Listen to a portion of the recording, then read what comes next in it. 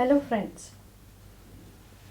My GST મિત્રમાં હું ભૂમિ મહેતા આપ સૌનું સ્વાગત કરું છું. આજે આપણી સાથે જીએસટી મિત્ર અક્ષતભાઈ વ્યાસ ઉપસ્થિત છે. અક્ષતભાઈ વ્યાસ ભારતના વિખ્યાત એડવોકેટ છે. The commercial tax practitioner association જામનગરના તે પ્રમુખ છે. The Gujarat sales tax bar association કે જે ગુજરાતના વકીલોની નામાંકિત સંસ્થા છે તેમના તે જીએસટી કમિટીના કન્વીનર છે.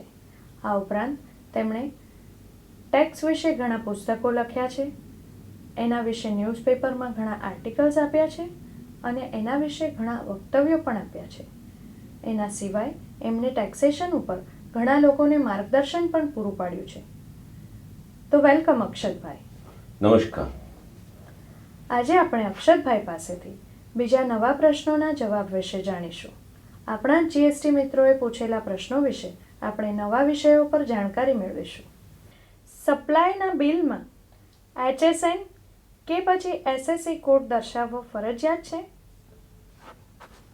SSE કોડ તો કમ્પલસરી હોય જ શકે છે. HSN કોડ કે એકાઉન્ટિંગ કોડ, આ બે બાબતે વિચારીએ તો HSN કોડ એ 8 આંકડાનો સમૂહ છે જે ઇન્ટરનેશનલી એપ્રુવડ છે અને એથી જે લોકો એક્સપોર્ટ કરે છે એ લોકોએ 8 આંકડાનો એક્સપોર્ટનો HSN કોડ અથવા તો એમનો accounting code, service accounting code દેખાડવો કમ્પલસરી છે.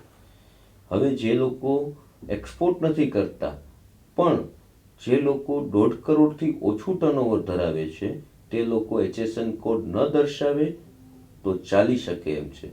માત્ર વેરાનો દર અને વેરો દર્શાવવો જરૂરી છે. જે લોકો 1.5 કરોડથી 5 કરોડ સુધીનું ટર્નઓવર ધરાવે છે તે HSN કોડના સૌથી પહેલા 2 આંકડા, એટલે કે જેને આપણે ચેપ્ટર કોડ પણ કહી શકીએ, એ દર્શાવે એ જરૂરી છે. અને જે લોકો 5 કરોડથી વધુ ટર્નઓવર ધરાવે છે, આ 5 કરોડથી વધુ ટર્નઓવર ધરાવતા વેપારીઓએ પોતાની સપ્લાય ઇનવોઇસ માટે 4 આંકડા દેખાડવા એ જરૂરી છે. હવે જે લોકો બિન નોંધાયેલા વેપારીઓ છે તે લોકોએ કોઈ પણ પ્રકારના HSN કોડ પોતાના ઇનવોઇસમાં દર્શાવવા જરૂરી નથી.